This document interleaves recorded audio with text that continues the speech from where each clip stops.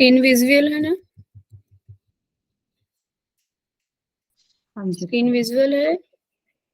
Okay, चलिए हम question answer करेंगे ना। सबसे पहला क्वेश्चन क्या है?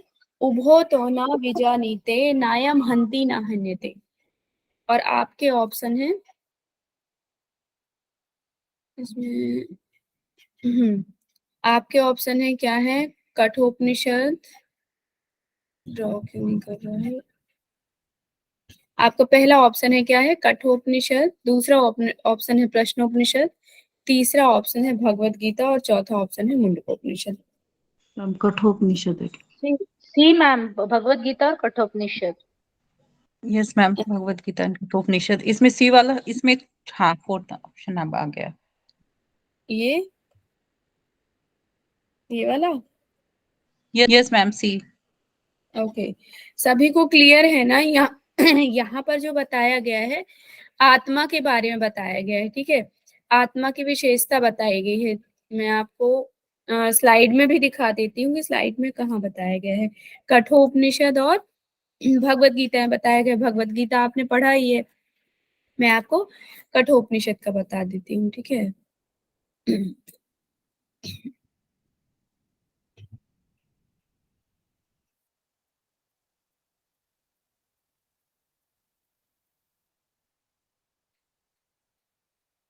ये देखिए, यहाँ पर जब हम आते हैं आत्मा का स्वरूप बताया गया है। क्या लिखा है? आद्यो नित्य शाश्वतो पुराणम हन्यते हन्मान्य शरीरे, ठीक है। इसकी ना आगे की लाइन मैंने और लिखी नहीं है इसमें, ये जो यहाँ पर आया था हन्ति ना हन्यते, ठीक है। लेकिन आप इतना पढ़कर भी लगा सकते हैं कि यहाँ पर क्या बताया गया है? हन्यते ना हन्माने, मतलब यहाँ पर बताया गया कि ना तो आत्मा का हनन किया जा सकता है, ठीक है, ना तो आप मतलब आत्मा का हनन कर नहीं सकते आप। अजो है मतलब हाँ, आत्मा नित्य है और शाश्वत है, हमेशा रहने वाली है, अजन्मा है, क्षय है, वृद्धि रहित है।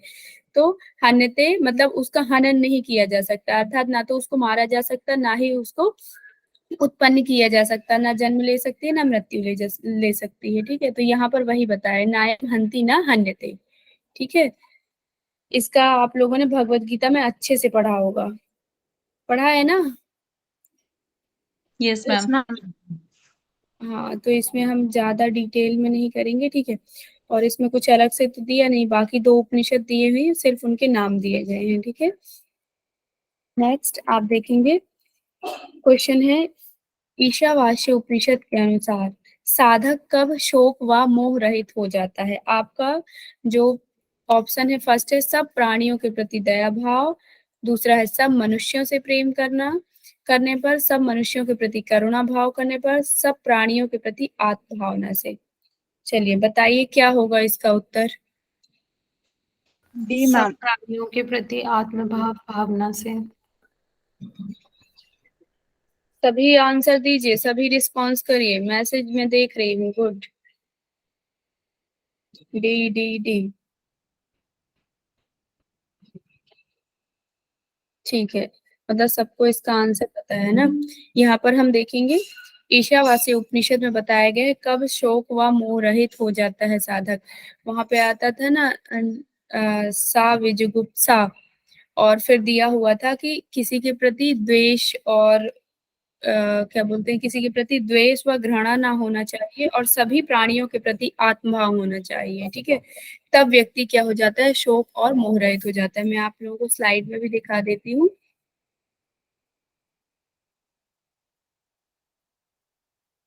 स्लाइड में आप देखिए ईशावास्य उपनिषद, ईशावास्य उपनिषद में ये दिया गया है, यहाँ पर दिख रहा है ना सबको? ये देखिए, सभी संपूर्ण प्राणियों में परमात्मा को देखता है। जो व्यक्ति संपूर्ण प्राणियों में परमात्मा को देखता है और सब मनुष्य में परमात्मा को देखता है, तो यहाँ पर द्वेष घृणा रहित। अब आगे यह भी आ सकता है, क्योंकि अभी क्या आंसर आया है? सिर्फ इतना आया है कि जो व्यक्ति आत्मभाव रखता है, ठीक है। तो द्वेष और घृणा रहित, ना विजुगुप्सा, जिसके अंदर विजुगुप्सा नहीं होती, अर्थात वह सभी प्राणियों के प्रति क्या रहता है? आत्मभाव रखता है। या तो यह भी लिखा आ सकता है कि संपूर्ण प्राणियों में परमात्मा को, ठीक है, और संपूर्ण प्राणियों में परमात्मा को देखता है। और यहाँ पे कुछ जब मनुष्य संपूर्ण प्राणियों को हाँ, संपूर्ण प्राणियों को परमात्मा देखता है और संपूर्ण प्राणियों में परमात्मा को देखता है। ठीक है, तो ये भी आगे की लाइन आ सकती है। अभी सिर्फ आपकी ये वाली लाइन आई है कि संपूर्ण प्राणियों में आत्मभाव, मतलब उन्होंने एक सार पूछ लिया है। ठीक है, और आपका ये उत्तर ये यहाँ से दे दिया है, शोक और मोह रहित अर्थात उच्च अवस्था की प्राप्ति हो जाती है।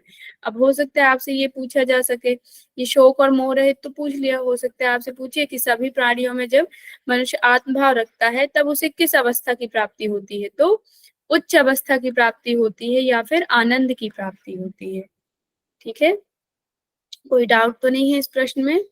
यहाँ पर जैसे दया दिया गया है तो दया नहीं है। ठीक है, प्रेम दिया गया तो प्रेम नहीं है, करुणा भी नहीं है। क्या बोला गया है? सभी प्राणियों के प्रति आत्मभाव हो, ना द्वेष हो ना घृणा हो, संपूर्ण प्राणियों में परमात्मा को और संपूर्ण प्राणियों को परमात्मा में देखता हो। ठीक है, फिर ये तैतृय उपनिषद का, इसे हम नहीं करेंगे, इसे जब कल तैतृय उपनिषद करेंगे उसके साथ ही कंप्लीट करेंगे। ठीक है, देन यहाँ देखेंगे अजो नित्य शाश्वतम पुराणों किन ग्रंथों में दिखा है। देखिए इसी का आगे का पार्ट है ये। ठीक है, अभी इसके आगे की जो पीछे वाली लाइन थी वो हमने आगे एक प्रश्न में कर ली है। ठीक है, और उससे पहले की जो लाइन थी, ये अजो नित्य शाश्वतम पुराणों, ये किस उपनिषद में दिया गया? प्रश्न उपनिषद में, कठोपनिषद में, भगवत गीता में, योग वशिष्ठ में?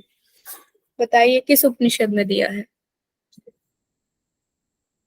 मैम उपनिषद में तो कठोपनिषद में और भगवत गीता में है।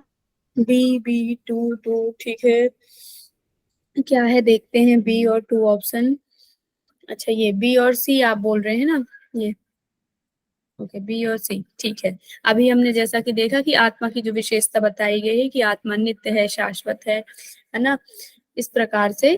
तो किस में देखा है? अभी हमने कठोपनिषद में देखा है, और वही की जो क्या बोलते हैं आत्मा का जो स्वरूप है वहां, वही कहाँ बताया गया है? वही बताया गया है भगवत गीता में भी। ठीक है, तो आपका उत्तर होगा ये 2। ठीक है, सेकंड नंबर के ये आपका उत्तर होगा।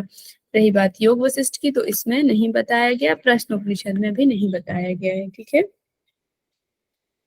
नेक्स्ट हम देखेंगे ऐतरेय उपनिषद किस वेद से लिया गया है। बहुत ही सिंपल क्वेश्चन है, किस वेद से लिया गया है ऐतरेय उपनिषद? ऋग्वेद। गुड, और ऋग्वेद से और दूसरा उपनिषद कौन सा लिया गया है? नादबिंदु। ठीक है, अब यहाँ देखिए यजुर्वेद से कोई उपनिषद लिया गया है क्या? है कोई उपनिषद यजुर्वेद? के 2 पार्ट है ना मैम, शुक्ल और कृष्ण। गुड, तो यहाँ पर डायरेक्ट कोई ये नहीं बोला गया है ना कि यहाँ पे यजुर्वेद से कोई वो है, तो ये कट जाएगा। अब आप यहाँ देखिए कृष्ण यजुर्वेद से कोई है, कोई ऐसा उपनिषद जो कृष्ण? ईशावास्य और बृहदारण्य। पठ उपनिषद गलत बोल रही हैं आप, ईशावास्य तैत्तिरीय और कठ। तैत्तिरीय उपनिषद और कठोपनिषद। ठीक है, और जो आपने राधिका जी जो बोला वो शुक्ल कृष्ण यजुर्वेद जो बोला, तो ईशावास्य उपनिषद शुक्ल यजुर्वेद से लिया गया। ठीक है, सामवेद से कौन से उपनिषद लिए गए हैं? प्रश्नोपनिषद, प्रश्नोपनिषद किसने बोला? मुंडा का प्रश्न, केन और छांदोग्य मैम। केन और छांदोग्य उपनिषद ही है। ठीक है, सामवेद की तलवकार ब्राह्मण से लिया गया है, इसमें बताया गया है ना। और छांदोग्य उपनिषद जब पढ़ेंगे तो उसमें थोड़ा सा डिफरेंशिएट कर दिया गया है कि कैसे लिया गया। ठीक है, तो लेकिन दोनों लिए कैसे गए हैं? सामवेद से ही लिए गए हैं, सामवेद उपनिषद से। ठीक है, कौन कौन से? केन और छंदोग्य। ठीक है, केन हो गया आपका और छंदोग्य उपनिषद हो गया। और आपका कृष्ण यजुर्वेद से कौन कौन से लिए गए हैं? कृष्ण से तैत्तिरीय कठोपनिषद,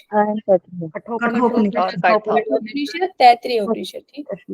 ठीक है, और ऋग्वेद से आपका लिया गया है ऐतरेय उपनिषद। हाँ, एक ही है मैम, क्या? एक ही है ऐत्रेय। हाँ ऐतरेय। ठीक है, ऐतरेय उपनिषद इसमें लिया गया है। नेक्स्ट हम क्वेश्चन की ओर चलेंगे। ये देखिए ये भी तैत्तिरीय उपनिषद का क्वेश्चन है, तो इसे अभी हम नहीं करेंगे, इसको स्किप करते हैं। निम्नलिखित में से क्या पराविद्या से संबंधित है? अक्षर ज्ञान, यजुर्वेद का ज्ञान, ऋग्वेद का ज्ञान या निरुक्त का ज्ञान? चलिए बताइए क्या है पराविद्या से संबंधित।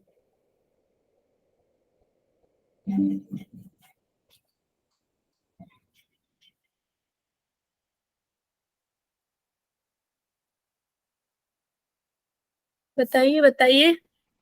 बाकी तीनों तो परा में अपरा में ही आ रहे हैं ना, यजुर्वेद और सबका ऑप्शन आ रहा है ए, ठीक है। हाँ फर्स्ट ही है बस।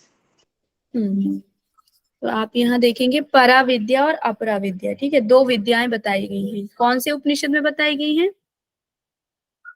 मुंडक कौन से मुंडको उपनिषद में बताई गई? मुंडको मुंडक मुंडक मैम। गुड, मुंडक उपनिषद में बताई गई है ना। मैं आप लोगों को यहाँ से दिखा देती हूँ।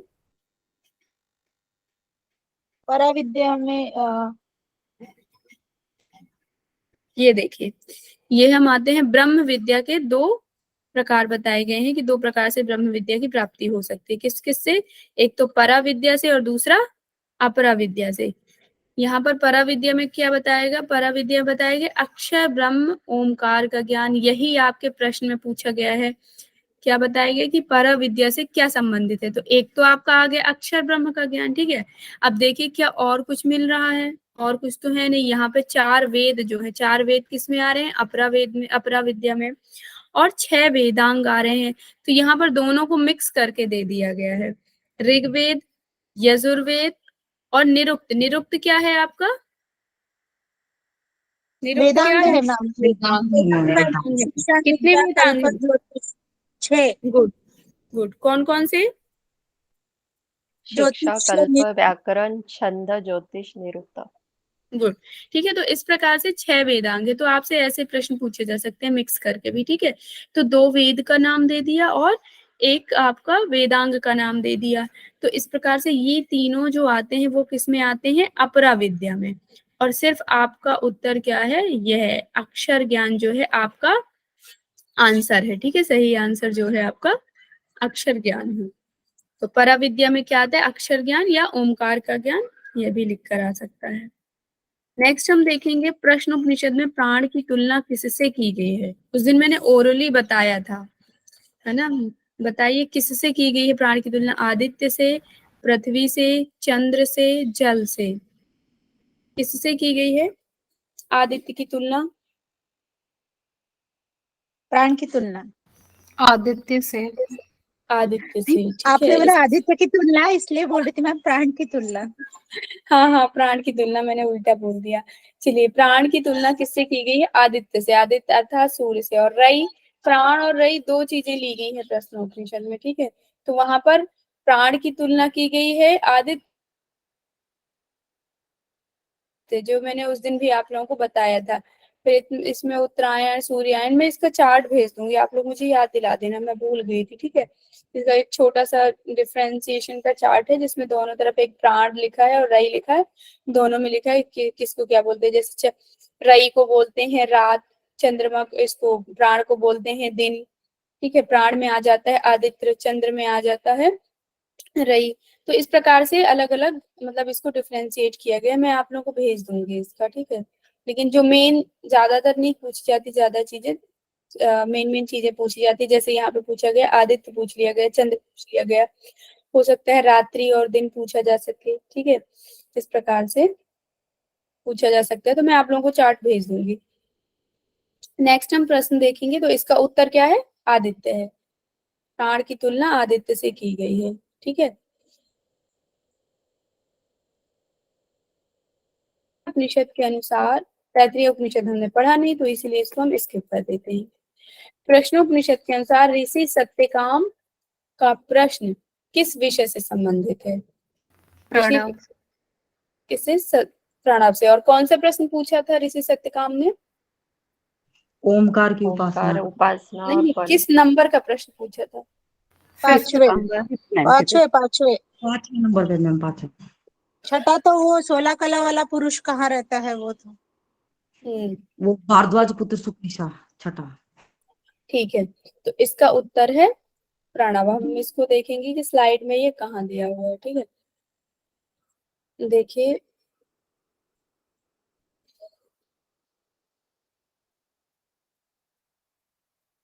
ये है चौथा प्रश्न और पांचवा प्रश्न, ठीक है। तो यहाँ पर क्या पूछते हैं, शिवी पुत्र सत्यकाम, ओमकार उपासना से संबंधित प्रश्न पूछते हैं। और यहाँ पर ओमकार को क्या बोल दिया गया, प्रणव बोल दिया गया, ठीक है। तो आपको कंफ्यूज नहीं होना है, प्रणव भी लिख कर आ सकते हैं और ओमकार भी लिख कर आ सकता है, ठीक है। तो यहाँ पर शिवी पुत्र सत्यकाम ने पांचवा प्रश्न पूछा था, जो कि ओमकार से संबंधित था या प्रणव से संबंधित था। अब प्रश्न कैसे आ सकते हैं, ये पूछा जा सकता है आपसे कि ओमकार में जो 3 मात्रा है, उन 3 मात्राओं का फल क्या है ना। ये तो अलग अलग पूछा जाता है, ओमकार की या तो प्रणव की उपासना, जो सत्यकाम पुत्र ने पूछा, शिवी पुत्र सत्यकाम ने पूछा कि प्रणव की उपासना का फल क्या होता है। तो उन्होंने मान लीजिए अब पूछ लिया कि एक मात्रा का फल क्या होता है, आ का फल क्या होता है, तो आपको उत्तर देना होगा पृथ्वीराज। पूछ लिया द्विमात्रा या 2 मात्रा आ और उ का फल क्या होता है, तो स्वर्ग या सोमलोक। त्रिमात्रिक ओम का या प्रणव का फल क्या होता है, तो आ उ मा का सूर्यलोक या ब्रह्मलोक। और आपसे यह भी पूछा जा सकता है केवल ओम अर्थात अमात्र केवल ओम का जो फल होता है, परम लोक या तो पुरुषोत्तम परम ब्रह्म की प्राप्ति। तो ये याद रखिएगा। अभी सिर्फ आपसे बिल्कुल ये पूछा गया, एक क्वेश्चन पूछ लिया गया कि उन्होंने कैसा प्रश्न पूछा था, क्या प्रश्न पूछा था। अब इसके अंदर से भी पूछा जा सकता है, तो थोड़ा सा ध्यान से पढ़िएगा, ठीक है। नेक्स्ट हम देखेंगे, मुंडकोपनिषद में ईश्वर के सिर की तुलना किससे की गई है। बताइए, मुंडकोपनिषद में ईश्वर के सिर की तुलना किससे की गई है। अग्नि। अग्नि से। और वेद क्या है, वेद क्या है, वेद की तुलना किससे की गई है। नेत्र तो हाँ, नहीं है मैम। वेद, वेद क्या है मैंने कहा, वाणी। वेद वाणी, गुड। पानी से। हाँ, आपका आंसर है अग्नि, ठीक है। लेकिन हम आगे और भी चीजें यदि देखें कि और क्या क्या किया गया है तुलना इसे, ठीक है। तो वेद की वाणियों से की गई है, मैं आप लोगों को स्लाइड में दिखा देती हूँ एक बार। मुंडकोपनिषद है ना, यहाँ देखिए ब्रह्म की जो तुलना की गई है, ब्रह्म का जो शरीर है उसकी तुलना कैसे की गई, मस्तक मूर्धा की तुलना अग्नि से की गई, ठीक है।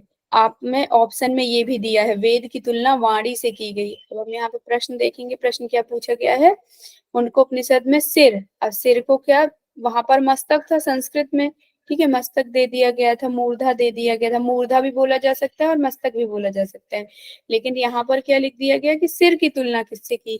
तो यहाँ पर कंफ्यूज नहीं होना है, ठीक है। एक दूसरे के जो पर्यायवाची शब्द भी दे सकते हैं। तो अग्नि से तुलना की गई, वेद आपका। अब नेक्स्ट आ सकता है, हो सकता है कि वाणी की तुलना किससे की गई, तो वेद से की गई है। यहाँ आप देखेंगे वाणी की तुलना वेद से की गई है। दोनों नेत्र की तुलना किससे की गई, चंद्र और सूर्य से। दोनों कान की तुलना सभी दिशाओं से, प्राण वायु, हृदय विश्व, पैर पृथ्वी और अक्षर ब्रह्म सर्वभूत आत्मा। तो इस प्रकार से पूरे चार्ट को याद कर लीजिएगा, इसमें से कहीं से भी कोई भी प्रश्न पूछा जा सकता है, ठीक है। और प्रश्न कैसे फॉर्मुलेट होगा, तो इस प्रकार से इसका फॉर्मेट रहेगा प्रश्न का, ठीक है। यहाँ पर ज्ञान और बुद्धि की तुलना नहीं, इतनी तो बातें की गई हैं, मतलब जो विराट शरीर है सिर्फ इस शरीर की तुलना की गई है। तो इन चीजों को ध्यान में रखना है आपको। नेक्स्ट हम प्रश्न देखेंगे, यह भी तैत्तिरीय उपनिषद का है, ठीक है। तैत्तिरीय उपनिषद से काफी प्रश्न आए हैं, ये हम देखेंगे बाद में। तैत्तिरीय उपनिषद का ये भी बताया पंचभूत का उद्गम क्या होता है, ये तो सिंपल है, आप लोग बता सकते हैं। तैत्तिरीय उपनिषद के अनुसार पंचभूत, आकाश वायु तैत्तिरीय अग्नि उपनिषद जल हटा दिया पृथ्वी। जाए, हाँ, चौथा फोर्थ नंबर का, ठीक है। यदि तैत्तिरीय उपनिषद हटा भी दिया जाए तो भी इसका क्रम क्या होगा, आकाश वायु अग्नि जल पृथ्वी। लेकिन तैत्तिरीय उपनिषद में भी सेम दिया गया है, तो आपका आंसर क्या होगा, आकाश वायु अग्नि जल पृथ्वी, ठीक है। मैम नेक्स्ट ये आप सीक्वेंस देखेंगे, आया हुआ था, मैम ये सीक्वेंस पिछली बार आया हुआ था, आकाश वायु अग्नि जल पृथ्वी। अच्छा पिछली बार सीक्वेंस भी में आया, आया। हाँ मैम ठीक ये है, आया हुआ। ओके।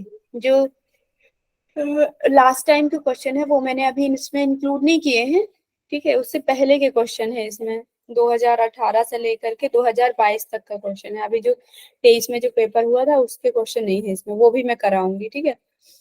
नेक्स्ट आप देखेंगे, मुंडकोपनिषद के अनुसार हृदय ग्रंथियों के छेदन से क्या परिणाम होता है, हमने ये भी पढ़ा था, ठीक है। समाधि की प्राप्ति होती है, संशयों का निवारण होता है, पूर्व कर्मों का समूल नाश होता है, या समृद्धि की प्राप्ति होती है। मैम फोर्थ ऑप्शन बताइए। सभी संशयों का निवारण और सभी पूर्व कर्मों को समूल समाप्त करता है। हाँ मैम, वो ऑप्शन ए और सी दिख नहीं रहा है, तो ए और सी ऑप्शन ही नहीं है।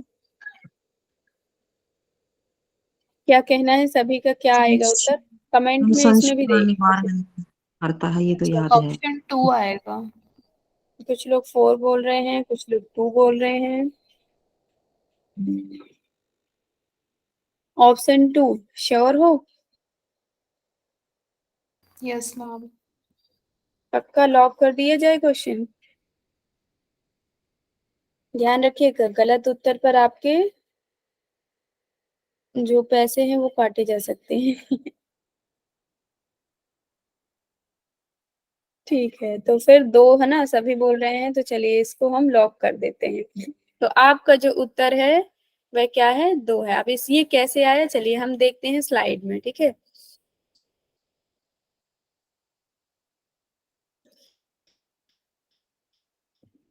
कहाँ गया मुंडक उपनिषद, हाँ ठीक है। प्रश्न क्या था, मुंडको उपनिषद के अनुसार हृदय ग्रंथियों के छेदन का क्या परिणाम होता है, ठीक है।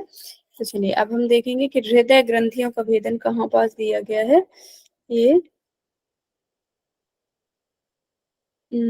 याद तो है ना कि हमने पढ़ा था ये, हाँ मैम, श्लोक है ना, हाँ, बिंदन्ते ये हृदय पढ़ा है। ग्रंथानि तो आप लोगों ने सर्व उत्तर याद। संशय।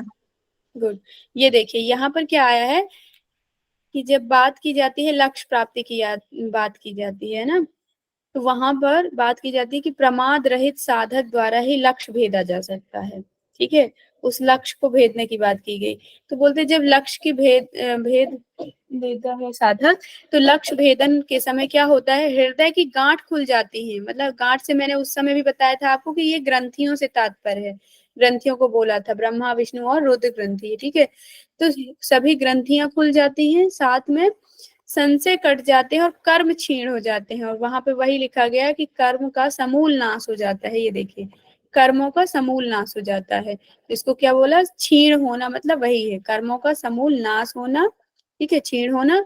और सभी संशय का कट जाना, सभी संशय का कट जाना, ये संशयों का निवारण होना। संशयों का कट जाना मतलब निवारण होना, तो पहला। और दूसरा है सभी कर्मों का क्षीण होना, अर्थात सभी कर्मों का समूल नाश हो जाना।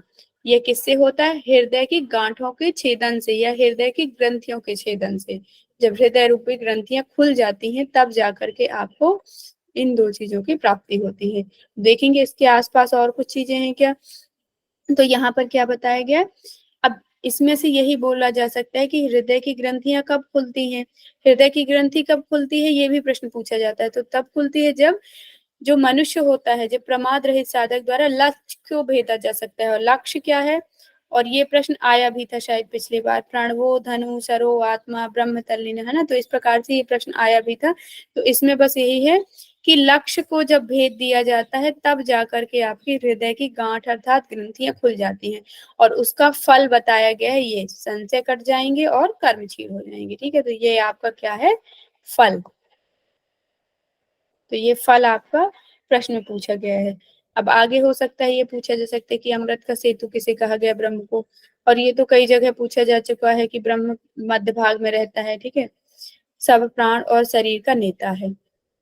नेक्स्ट हम देखेंगे, नेक्स्ट प्रश्न। तो इसका उत्तर कंफर्म है ना आप लोगों को, 2 है, ठीक है, बी और सी। नेक्स्ट हम देखेंगे, प्रश्नोपनिषद में ऋषि सत्यकाम का प्रश्न किस विषय से संबंधित था। ऋषि सत्यकाम का अभी हमने किया है, हाँ, रिपीट क्वेश्चन। प्रणव। ठीक है। प्रणव ये रिपीट हो चुका है, मतलब स्लाइड में रिपीट हो गया गलती से, ठीक है, ये प्रणव है। और ये भी रिपीट है, इसमें अग्नि है, ठीक है। देन नेक्स्ट हम देखेंगे तैत्तिरीय उपनिषद, अभी हमने पढ़ा नहीं तो इसको हम थोड़ा सा स्किप कर देंगे।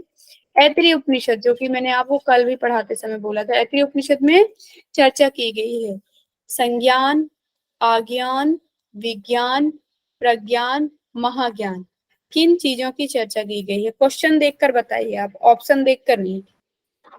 संज्ञान, अज्ञान, विज्ञान और प्रज्ञान। ABCD तो नहीं किया हाँ गया है। मैम, महाज्ञान की नहीं है।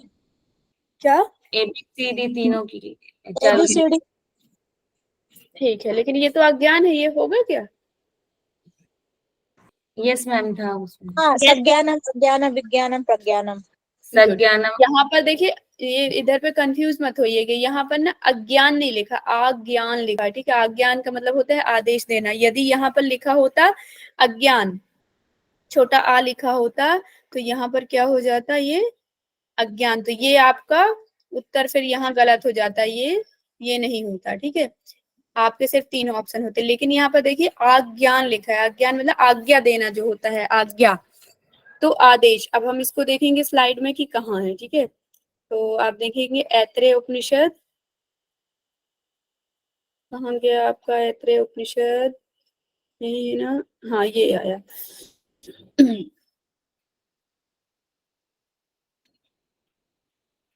ये है संज्ञान, संज्ञान, संज्ञानम, ठीक है, संज्ञानम, आज्ञानम, विज्ञानम और प्रज्ञानम। तो ये संज्ञानम और आज्ञानम एक साथ दे दिया गया है, ठीक है। मेधा दृष्टिधा, ये चीज आपको प्रश्न में यही पूछा गया है पूरा पूरा, ठीक है, कि प्रज्ञान ही ब्रह्म है। यहाँ पर ये भी बताया गया प्रज्ञानम ही ब्रह्म है अलग से। अब इसमें ये पूछा गया ऐत्रेय उपनिषद में जिनकी चर्चा की है वे हैं, तो इन चारों की चर्चा ऐत्रेय उपनिषद में की गई है। किस किस की? संज्ञान की, आज्ञान की, विज्ञान की, प्राज्ञान की और महाज्ञान की, ठीक है। कोई डाउट है यहाँ पर? सभी का उत्तर क्या था? ओके, यहाँ पर ऑप्शन नहीं दी थी, चलो ऑप्शन दिखा देती हूँ। ऑप्शन देखकर बताइए कौन सा उत्तर होगा। ये ऑप्शन ऊपर दिए हैं इसके, ये फोर्थ ऑप्शन। फोर्थ ऑप्शन, ठीक है। बाकी सभी कमेंट में रिप्लाई करिए।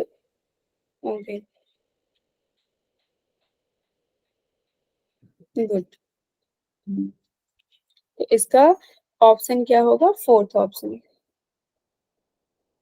एक मिनट, हाँ।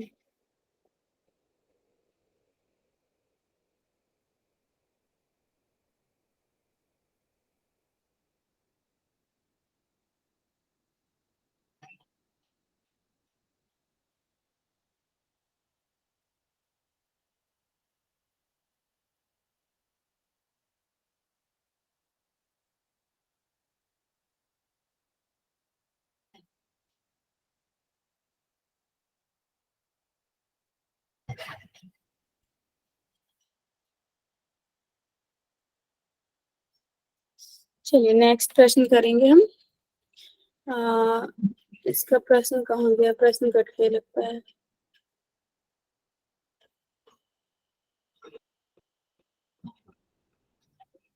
नीचे दिए गए विकल्पों का उत्तर लिखना। इसमें ये बताया गया कि ये जो सूची दी गई, सूची 1 और सूची 2, इनको मिलान करना है।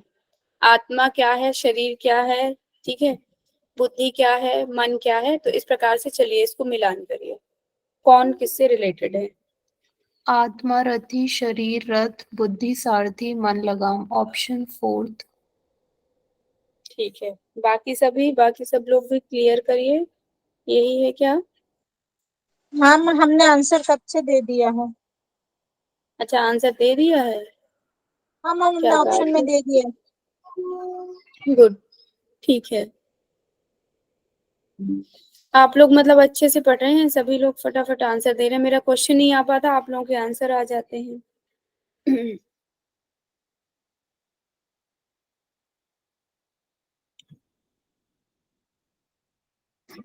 चलिए, तो हम यहाँ पर इसका देखना है क्या आपको उसमें? नहीं मैम, नहीं देखना है, दिखा ठीक दो है। मैम, हम सब देख रहे हैं, सब देख रहे हैं कि कठोपनिषद दिखा में दो है मैम। आत्मा, एक मिनट है ना, शरीर रथ है, आत्मा में जा रही थी, शरीर रथ, आत्मा रथी, बुद्धि सारथी, और क्या दिया था एक और? ये आत्मा लगाम, रथी, शरीर रथ, बुद्धि मन सारथी लगाम। और मन है, लगाम है। मन, मन के लिए प्रगमन करके भी एक शब्द आता है संस्कृत में कि प्रगमन, प्रगमन, ठीक है। तो वो शायद पूछा भी गया है किसी प्रश्न में ना, प्रगमन मतलब यहाँ पे लगाम से ही तात्पर्य है, ठीक है। संस्कृत का शब्द यूज किया गया है। मैं आप लोगों को दिखा देती हूँ।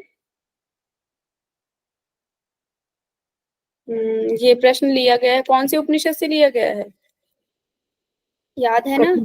कठोपनिषद। मैम कठोपनिषद। प्रश्न किससे? प्रश्न से? कठोपनिषद। कठोपनिषद से, ठीक है। ये देखिए कठोपनिषद में बताया गया है आत्मा रथी है, शरीर रथ है, बुद्धि सारथी है, मन लगाम है, ठीक है। इसमें संस्कृत का मैंने लिखना भूल गई, संस्कृत का भी लिख देना था मुझे।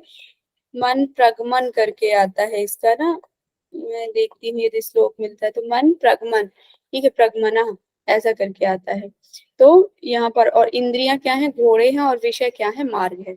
इसका एक बार संस्कृत का मंत्र देख लीजिएगा उपनिषद में, ठीक है। देख लेंगे ना, पढ़ लीजिएगा, क्योंकि हो सकता है यदि यहाँ संस्कृत पूछ लिया गया तो हो सकता है इनमें से भी किसी आगे कुछ और भी पूछा जा सकता है संस्कृत से। चलिए श्लोक में नेक्स्ट ना हम मतलब आत्मेन रथि विद्धि शरीर रथमेव तु बुद्धि तु सारथी है ना मैम, मुझे याद था, अभी याद नहीं आ रहा। अरे वाह क्या बात है, किसने बताया? मनीषा जी ने। हाँ मैम, मुझे वो श्लोक याद था। बुद्धि अच्छा अच्छा, नविचेष्टसि तामाहु परमागतिम, ऐसा कुछ है ना लास्ट में। ओके ओके, हाँ हाँ, गुड। ये बहुत अच्छी बात है, लेकिन आप लोग भी सभी पढ़ लीजिएगा एक बार, ठीक है। नेक्स्ट हम देखेंगे, नेक्स्ट क्वेश्चन क्या है आपका। नेक्स्ट क्वेश्चन है कठोपनिषद के अनुसार श्रेष्ठता परम का, श्रेष्ठता का मतलब उचित क्रम क्या है? परम वही श्रेष्ठ के लिए बोला गया, श्रेष्ठता का उचित क्रम क्या है श्रेष्ठता की दृष्टि से? ये भी हमने स्लाइड में किया था और मैंने बताया था कि ये प्रश्न में आया है। चलिए बताइए। मैम इंद्रियों फोर्थ के ऑप्शन विषय, दिखाई नहीं दे रहा है, हाँ फोर्थ ऑप्शन दिखाई नहीं दे रहा है। ऑप्शन मत देखिए, आप यहाँ से करिए, क्वेश्चन से आपको उत्तर आना चाहिए, ये तो बाद मैम की थर्ड बात है। मैम बी हम है मैम।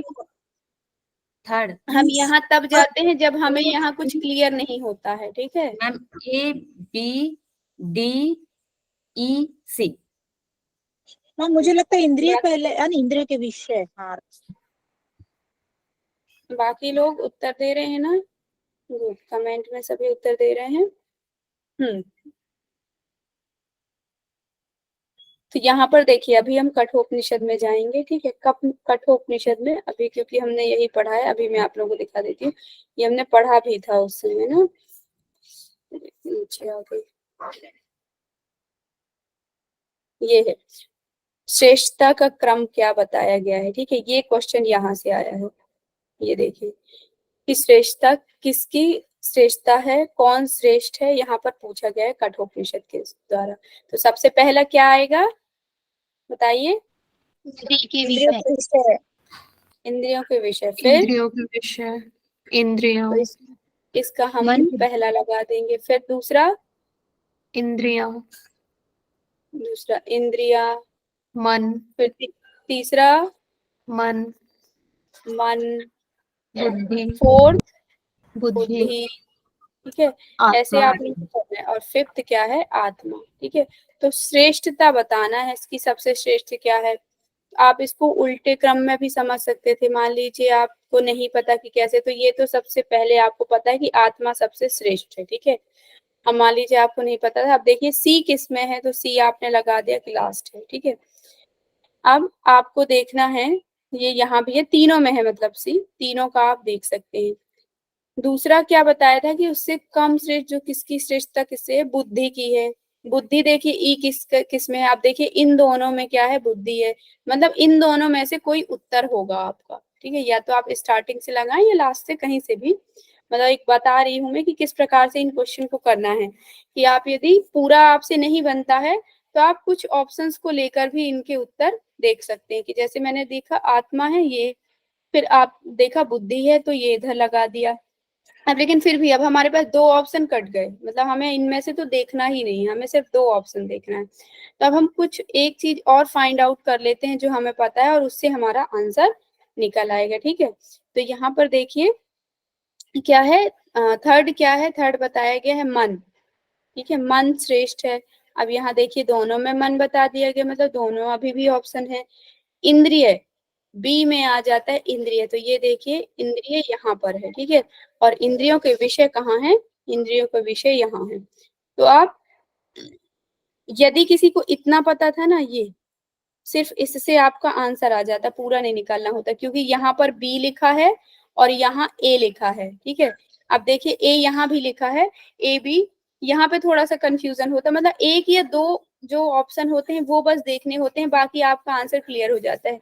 कई बार तो ऐसे क्वेश्चन भी आए हैं कि सिर्फ आपने आगे का ए बस देख लिया और उससे आपका पूरा आंसर टिक हो जाता है, क्योंकि आगे यहाँ पे जो दिए रहते हैं वो बहुत अलग अलग दिए रहते हैं। यहाँ पे मान लीजिए सी दे दिया, यहाँ पे डी दे दिया, यहाँ पे बी, और आपका स्टार्टिंग में ए था और ए से ही आपका आंसर शुरू हो रहा था और आपने डायरेक्ट टिक कर दिया। तो यहाँ पे आपका समय बचता है जब आप ऐसे क्वेश्चन को सॉल्व करते हैं, ठीक है। जैसे कि यहाँ पे भी हम देखेंगे ये जो ऑप्शन दिए हुए हैं, ठीक है, क्या बोला था, आत्मा रथी है, ए का क्या है, तीसरा है। अब देखिए ए का तीसरा कहाँ पे दिया है, सिर्फ यहाँ पे दिया है, बाकी किसी में दिया है, किसी में नहीं दिया।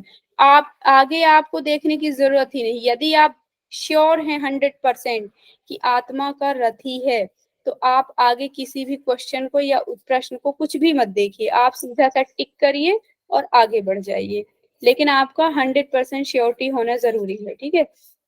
ऐसे ही ये प्रश्न जो था, ठीक है, इन प्रश्न में भी आप ऐसे, इसमें लेकिन ये था कि थोड़ा सा अलग अलग वर्ड दिए थे, तो ये पढ़ सकते हैं आप, ठीक है। तो इसमें सीक्वेंस नहीं पूछा, इसमें सिर्फ ये पूछा कि कौन नहीं है। तो यदि आप यहाँ श्योर थे कि ई नहीं है तो बस देख लीजिए कि ए किस में नहीं है, यहाँ देखिए सब में ई लिखा है, इसमें नहीं है, ये उत्तर हो गया।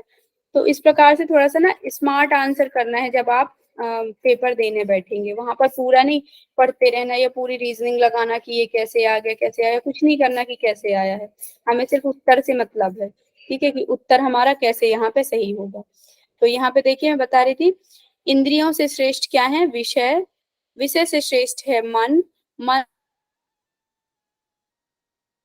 और आत्मा से श्रेष्ठ है माया, अव्यक्त और परम पुरुष। तो ठीक है, ये सीक्वेंस आपसे पूछा गया है। मैम इसका आंसर 4th होगा ना? इसका आंसर 4th होगा, हाँ, कहाँ गया, तब 4th होगा। ये, ठीक है, इसका आंसर 4th होगा, ये वाला, ये फर्स्ट में नहीं आएगा विषय, ये अर्थ लिखा हुआ है, देखिए ये संस्कृत भी पूछा जा सकता है आपको, यहाँ पे मैंने विषय लिखा है, यहाँ पे ना अर्थ, अर्थ भी लिख सकते हैं आप, ठीक है, स्लाइड में ये अर्थ। तो आप क्वेश्चन देखकर भी कुछ चीजें अपने जो आपका नोट्स है उसको में सुधार कर सकते हैं कि कहाँ हम सुधार करेंगे। तो आपका पहला क्या है, इंद्रिय, ठीक है। अब देखिए ये किसी ने जैसे बताया था कि इंद्रिय प्रथम है, ठीक है, यहाँ पे क्या हो गई, ये चीजें आपकी मिस्टेक हो गई, तो आपको इन चीजों पर ध्यान रखना है। अब जैसे आपका यहाँ से मिस्टेक हो रहा था, यहाँ कंफ्यूजन हो रहा था, इसीलिए हमने क्या कर लिया, पीछे से देख लिया कि पीछे से क्या उत्तर होगा, क्या यहाँ पे सही हो रहा है, तो इन चीजों को देख करके भी आप कर सकते हैं। और इंद्रिय सबसे प्रथम आएगी, ठीक है, उसके बाद मानी गई है। तो ये दो चीजें याद रखिए, इंद्रिय सबसे प्रथम आएगी मतलब सबसे छोटी, और आत्मा सबसे बड़ी अर्थात सबसे उत्तम बोला गया है, तो ये सबसे अंत में आएगा। बाकी बीच के क्रम आपको याद करिए या देखिए, समझिए, जिस प्रकार से भी आप कर सकते हैं, क्योंकि पेपर आपका 13 को है ना शायद। आया नहीं मैम, ये हॉल टिकट। अच्छा, अभी अभी देख नहीं लिया है मैम।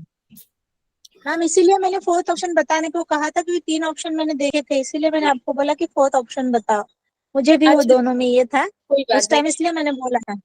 हाँ हाँ हाँ, ठीक है, यहाँ पर देखते हैं हम, कोई बात नहीं, चलता है, इतना प्रश्न में चलता है। मेन क्या होता है, क्वेश्चन देखिए उसके बाद एक बार, इसीलिए हम क्वेश्चन करते हैं ना कि जहां पर भी डाउट हो वो हमारे क्लियर हो जाए, ठीक है, क्योंकि आप एक बार पढ़ लो और आप सोचो आपको याद है, तो बिल्कुल भी आपकी बात गलत है, क्योंकि मैं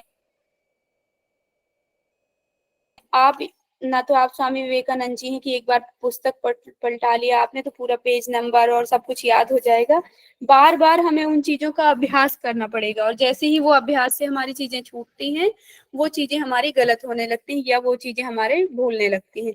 तो जब आप उपनिषद पढ़ें या कोई भी सब्जेक्ट जब आप पढ़ते हैं तो उससे रिलेटेड क्वेश्चन करिए, जब आप उससे रिलेटेड क्वेश्चन करेंगे ना, तो कहीं ना कहीं वो जो जहाँ पे वो थोड़ा सा जो अलग चीजें हैं वो जब आप देखते हैं तब आपको समझ में आ जाता है कि अच्छा ये उत्तर इसका कैसे आएगा, तो वो फिर आपके एकदम वहां पे आप थोड़ी सी रीजनिंग लगा लेते हैं, तो आपका क्या होता है, कि माइंड में वो कहीं ना कहीं सब कॉन्शियस माइंड में बैठ जाता है, तो वो जल्दी याद होता है आपको, ठीक है। तो इसीलिए हर उपनिषद को, हर जो सब्जेक्ट है सभी सब्जेक्ट को पढ़िए और उनके क्वेश्चन लगाइए, और क्वेश्चन लगाने के बाद फिर से पढ़ना है। ऐसा नहीं कि हमने देख लिया, हमको याद हो गए हैं ऑप्शन, तो ऑप्शन देख देख कर फटाफट हमने बस टिक कर दिया। ऑप्शन से तो करना ही नहीं है, पहले हमको प्रश्न को ही समझना है, प्रश्न समझकर उत्तर देना है। ऑप्शन से कहाँ पेपर में करना है, क्योंकि वहां हमें टाइम वेस्ट नहीं करना, वहां पे फटाफट हमें देखना है कि क्या कैसे उत्तर आएगा और जल्दी से लगाना है, ठीक है। और यहाँ पर यदि आप अभी मेहनत कर लोगे तो उधर मेहनत नहीं लगेगी, ठीक है। छंदोग उपनिषद के संबंध में कहा गया, देखिए छंदोग उपनिषद में क्या बोला गया है। उद्गीत 3 अक्षर वाला है। उपद्रव, अब यहाँ पे असत्य कथन पूछा जा रहा है, ठीक है। अब कुछ लोग क्या होता है जल्दबाजी में ये तो भूल ही जाते हैं देखना, क्या देखते हैं छंदोग उपनिषद से संबंध, इतना देखा आगे का पढ़ा ही नहीं कि क्या है, छंदोग उपनिषद से संबंधित है और टिक करके आ गए उद्गीत तो है, ये तो है नहीं, ये भी नहीं है, ये भी नहीं है, ऐसे करते करते और आपने क्या कर दिया फटाफट आगे के प्रश्न भी नहीं देखे और लगा कर आ गए, और यहाँ पर हो जाता है आपका आंसर गलत। जबकि हमें क्या करना है, पहले पूरा प्रश्न पढ़ना है। तो यहाँ पर क्या पूछा गया, असत्य पूछा गया है कि छंदोग उपनिषद में ऐसा क्या है जो यहाँ पर असत्य बताया गया है, ठीक है। तो देखिए उद्गीत 3 अक्षरों वाला है, ठीक है। तो उद्गीत कितने अक्षरों वाला है बताइए, आर कितने? मैम अमात्रा आएगा ना? 3 अमात्रा अक्षर है वाला। उद्गीत पूछा है मैंने छंदोग उपनिषद का, ना कि मैंने प्रणव पूछा। 3 मैम उत, उद्गीत गीत तो और ओंकार ही थ। है ना मैम? उद्गीत 3 ही करनी। देखिए छंदोग उपनिषद,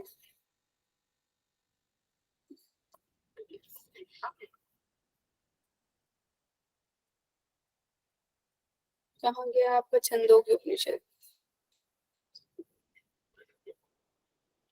ये है उद्गीत, ठीक है। छंदोग उपनिषद में सीधा सीधा लिखा है कि उद्गीत का व्याख्या, ना कि यहाँ पे ये लिखा ओमकार की व्याख्या, ना ही ये लिखा कि प्रणव की व्याख्या, ठीक है। उद्गीत शब्द यहाँ पे दिए है एक ही चीज, बट यहाँ उद्गीत दिया गया है।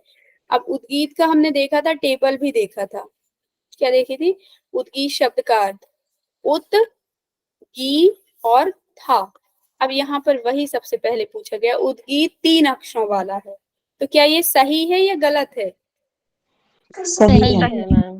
ये सही है, तो मतलब ये हमारा उत्तर नहीं होगा, ठीक है, ये सही है।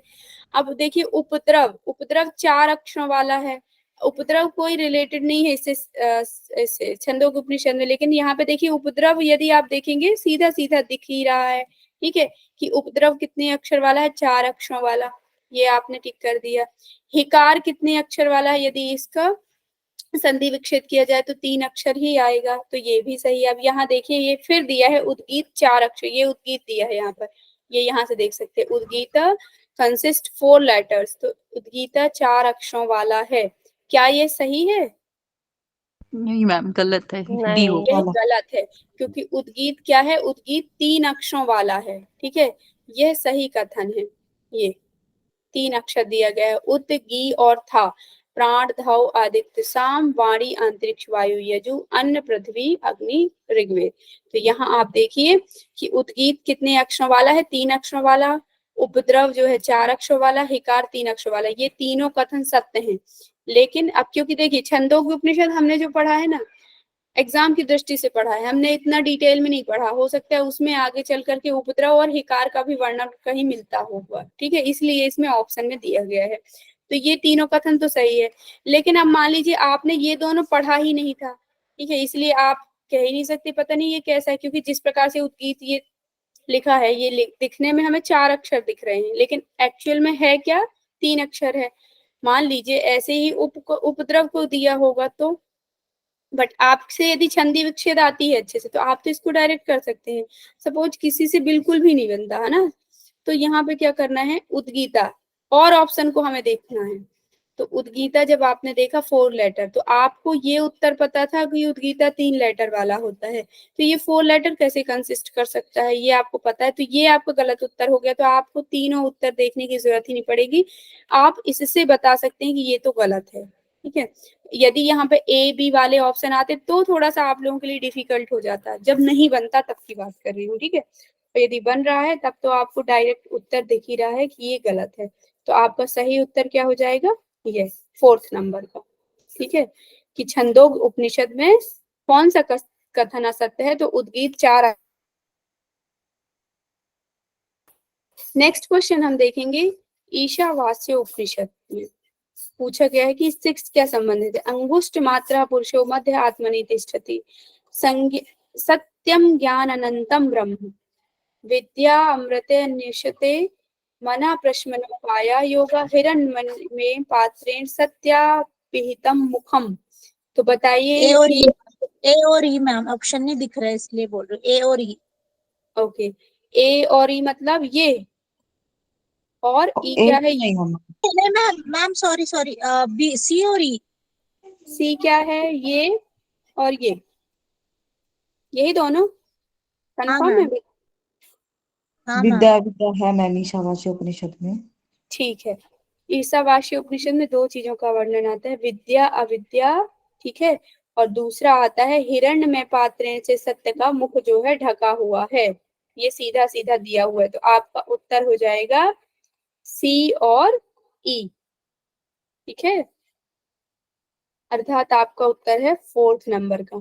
अच्छा, अब यहाँ बताइए, ये जो दिए गए हैं अंगुष्ठ मात्र पुरुषो मध्य आत्मनि तिष्ठति, ये किस में दिया गया है, किस उपनिषद में? कठोपनिषद मैम। ठीक है, कठोपनिषद में क्या बताया गया कि जो परमात्मा का स्थान है, निवास स्थान, वह क्या है, मध्य है अर्थात हृदय, और वह अंगुष्ठ मात्र परिमाप का है। सत्यम ज्ञान अनंतम ब्रह्मा, ये किस में दिया गया है, पता है आपको? केनोपनिषद। किसमें, फिर से केनोपनिषद बताइए। मैम, नहीं, याद नहीं आ रहा है। केन में तो नहीं है। और कोई बताएगा किसमें है? किसी को नहीं पता? बृहदारण्यक। पक्का? हाँ मैम, ऐसा याद आ रहा है। सोचिए थोड़ा सा, किस में आ सकता है, ये किस में हो सकता है? ऐत्रेय उपनिषद। अभी हमने उपनिषद पढ़े, उनमें से कहीं मिला है ज्ञानम अनंतम ब्रह्म, सत्यम ज्ञान अनंतम ब्रह्म? हाँ मैम, पढ़ा तो है कहीं पर, कंफर्म याद नहीं आ रहा, पढ़ा तो है। प्रज्ञानम ब्रह्म पढ़ा है आपने, उसमें आप कंफ्यूज हो रहे हैं। ठीक है, ये सत्यम ज्ञान अनंतम ब्रह्म अभी हमने पढ़ा ही नहीं। ये आपको जब आप तैत्तिरीय उपनिषद पढ़ेंगे ना, तब आपको मिलेगा। ये तैत्तिरीय उपनिषद में इसका वर्णन मिलता है। मनः प्रश्मनो योगा, ये किसने बताया, मनः प्रश्मनो योग पाया वशिष्ठ। योगा, योग वशिष्ठ। योग वशिष्ठ में। और यह कहीं और भी मिलती है यह डेफिनेशन, बताइए कहाँ मिलती है? मनः प्रश्मनोपाय भगवद योगम गीता में। इत्याभिधीयते। हाँ, गीता में है क्या किसमें? मैम? किसी उपनिषद में आती है, और वह उपनिषद आपके सिलेबस में नहीं है, बट उस उपनिषद की काफी भूमिका है, महो उपनिषद। ठीक है, महो उपनिषद जो है, महो उपनिषद में बताया गया है। और महो उपनिषद में 108 उपनिषद के बारे में भी चर्चा की गई है। ठीक है, तो महो मुक्ति को उपनिषद में यह उपनिषद है ना? हाँ, मुक्ति को और मोह एक ही है। नहीं नहीं, अलग अलग है।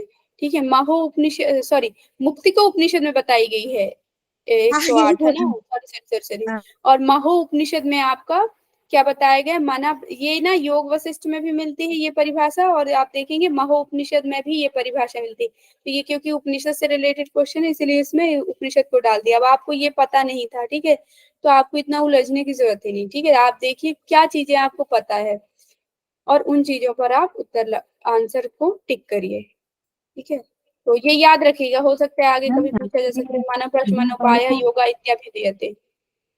हाँ, एक्सक्यूज मी मैम, मैम ये सत्यम ज्ञानम वाला में आपने क्या लिखा है, कौन सा उपनिषद? ये तैत्तिरीय उपनिषद में, अभी हम पढ़ेंगे जब ना, तब आप देख लीजिएगा, तैत्तिरीय उपनिषद में है। नेक्स्ट आप देखेंगे, ये सेम वही क्वेश्चन रिपीट हो गया। अभी हमने देखिए, मैंने बताया था ना, संस्कृत से पूछा गया है ये प्रथम। आत्मा क्या है, आत्मन, आत्मन रथी। रथी, रथी। शरीर रथ। रथ, मन, मन लगाम। क्या है, मन लगाम, तो मन हम देखिए यहाँ पे ये दे दिया है, लगाम के लिए ये संस्कृत शब्द यूज किया गया है। ठीक, हाँ, तो ये लगाम ये ठीक है, ये यहाँ पर लगाम, बुद्धि सारथी। सारथी, ये हमने प्रश्न कर लिया, तो इसमें कोई डिटेल चर्चा नहीं करेंगे। तो आत्मा रथी है, ये देखिए फर्स्ट का थर्ड कहाँ है, ये है ये, ठीक है। अब आपसे ये पूरा ही उत्तर यहाँ पर क्लियर हो जाता है कि आपका 4th नंबर का उत्तर है। आपको आगे देखने की जरूरत है क्या, कोई ऑप्शन बताइए? कोई भी ऑप्शन देखने की जरूरत नहीं है, ठीक है, यहाँ पर आपका उत्तर क्लियर हो जाता है। चलिए, तो ये आपके जितने भी PYQs थे ये कंप्लीट हुए। अभी जो आपके PYQs बचे हुए हैं, कौन से बचे हैं? जो लास्ट ईयर जो क्वेश्चन आया था पेपर, है ना, तो उसके मैं एक दो तो करा देती हूँ जो मेरे पास है, क्योंकि इनको मैंने लिखा नहीं है ना।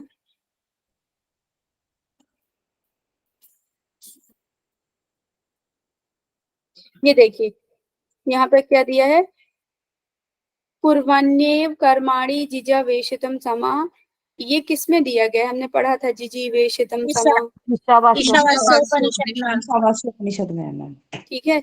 तो ये देखिए ईशावास्य उपनिषद में दिया, कुर्वन्य कर्माणि जिजीवेशितम समा एवत्वयि नान्या तो अस्ति ना कर्म लिप्यते नरेत। मेरी संस्कृत ज्यादा अच्छी नहीं है, ठीक है, तो संस्कृत पे बिल्कुल फोकस मत करिएगा, ठीक है। तो आप देखिए ये लिया गया है ईशावास्य उपनिषद से, क्योंकि उसमें कर्मों की प्रधानता बताई है कि 100 वर्ष तक कर्म मतलब 100 वर्ष तक कर्मों को करना है, निष्काम कर्म करना है 100 वर्ष की आयु को, और अनुशासन जगत में जीना है, इस प्रकार से बताया गया है, ठीक है। तो वो इस श्लोक में आ जाता है। तो आपका ये उत्तर क्या होगा, ईशावास्य उपनिषद, ठीक है। नेक्स्ट एक और प्रश्न है, एक और देखा था मैंने, वो भी करा देती हूँ। कठोपनिषद से था मैम। हाँ, ये कठोपनिषद से, ये अन्यत श्रेया अन्यत उत्वय प्रेया उभे नानार्थे पुरुषम सिनेत। अब देखिए आपने ये पढ़ा नहीं मन, है ना, अब इसका उत्तर कैसे देंगे आप? आपको कुछ नहीं पता इसके बारे में। मार्ग और प्रेमार्ग, श्रेय मार्ग और प्रेमार्ग से, ठीक है। मान लीजिए आपने नहीं पढ़ा, तब की बात कर रही हूँ, आपको नहीं बनता है, तो फिर कैसे आप कर पाएंगे? तब आपके लिए क्या है, श्रेय और प्रेमार्ग किस उपनिषद में दिया है, और आप यहाँ से ही अपना उत्तर लगा सकते हैं किस उपनिषद में इसका वर्णन मिलता है। कठोपनिषद। तो ये है कठोपनिषद में, ठीक है, कठोपनिषद में श्रेय और प्रेमार्ग का वर्णन मिलता है, ठीक है। एंड नेक्स्ट आगे देखते हैं, शायद ये है मुंडक उपनिषद। देखिए अभी हमने जो देखा था, मुंडक उपनिषद के संबंध में सही उत्तर क्या है, ठीक है। तो सही उत्तर क्या है, प्रणवो धीनु, प्रणवो धनम, प्रणवो धनु, प्रणवो धाम। देखिए एक ही शब्द को कितना घुमा फिरा के लिख दिया गया। तो यहाँ पे यदि संस्कृत आपसे बनती है कि धनु क्या है, क्या है धनु, धनुष, धनुष, धनुष, ठीक है। तो धनु बोला गया है धनुष को, तो मुंडक उपनिषद में प्रणव को क्या कहा गया है, धनु, ठीक है। ये प्रश्न जो है ना, इनको भी मैं आपको क्या करूंगी कि उसी जो क्वेश्चन वाली स्लाइड है उस पर ये तीनों भी मर्ज कर दूंगी, ताकि आप लोगों को इजी हो पूरे, और फिर प्रश्न में शेयर कर दूंगी, ठीक है। हाँ, और ये प्रश्न है जो मैंने आपको बताया भी था जब केन उपनिषद पढ़ाया था, कि केन उपनिषद का प्रारंभ किन विषयों से होता है, तो कौन से प्रश्न से होता है, ठीक है, मन प्राण वाणी के निशितम पतति मना, के निशितम प्रेषति प्राणा, इस प्रकार से ये प्रश्नों का मतलब शुरुआत होती है। तो आपका ये प्रश्न का उत्तर क्या है, 2 है। हस्तपाद उदर आवेग ये तो दिया ही नहीं गया है कहीं, तो आप सीधा सीधा इनका उत्तर लगा सकते हैं कि 2 है, ठीक है। तो ये हो गया। बाकी एक क्वेश्चन और है, वो कहीं शायद यदि आसपास होगा तो, हाँ है, यह आत्मा बलहीन के द्वारा लभ्य है नहीं है। इस प्रश्न में काफी कंट्रोवर्सी चली है ना, लेकिन बाद में इसका उत्तर कुछ आया था, क्योंकि इसमें बोल रहे थे कुछ लोग कि मुंडक में भी है, कठो में भी है। किसी ने दिया था पिछले बार का पेपर? हाँ मैम। गलती किया था मैंने, हाँ गलती किया था। क्या टिक में क्या है? मैं मुंडक किया था मैंने। अच्छा, और बाकी लोगों ने? मैम क्योंकि आत्मा की चर्चा कठोपनिषद में भी की गई है, क्योंकि आत्मा की लास्ट चर्चा में रिस्पॉन्स में मुंडक ही आया है ना, फिर लास्ट में याद नहीं वो तो मैम क्या आंसर था, पर ठीक किया था। लास्ट में मुंडक ही आया था, कठो नहीं आया था। इसका जो रिस्पॉन्स आया था, आंसर जब आया था तो मुंडक ही आया था ना। इसको थोड़ा सा मैं क्लियर करके और बता दूंगी, क्योंकि क्या था, सब इसी चीजों में यहाँ पर हुए थे, कंफ्यूज हो गए थे। आत्मा का, जैसे मैं आप लोगों को स्लाइड दिखाती हूँ, ठीक है, रुकिए। क्या क्या बोला गया, कौन कौन से उपनिषद, कठोपनिषद और मुंडक उपनिषद ना।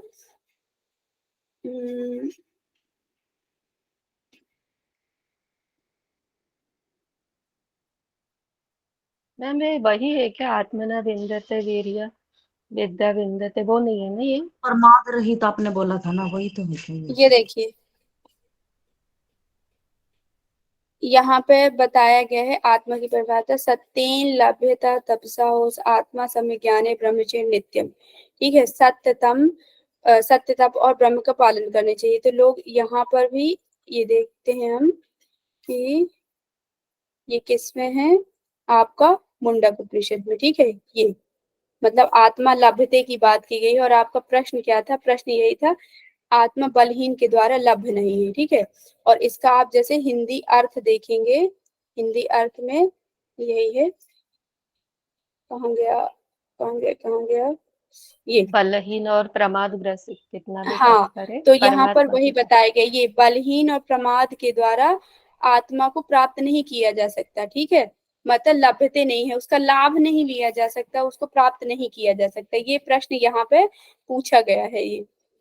ठीक है, इसको बस घुमा कर, लेकिन इसमें कुछ लोग कंफ्यूज यहाँ पर हुए हैं, मैं आपको बताती हूँ। तो ये है मुंडक उपनिषद से, किससे है, आपका आंसर इसका क्या है, मुंडक उपनिषद।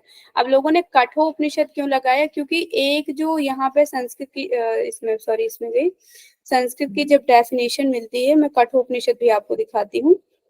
कठो उपनिषद कहाँ गया,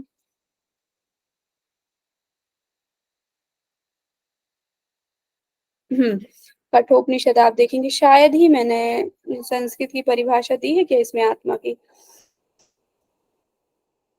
आत्मना विन्दते वीर्य विद्या विन्दते अमृतम, ऐसे कुछ था वो तो तो अलग उसको है, देख। वो अलग है। ठीक है, यहाँ पे शायद मैंने नहीं लिखा है।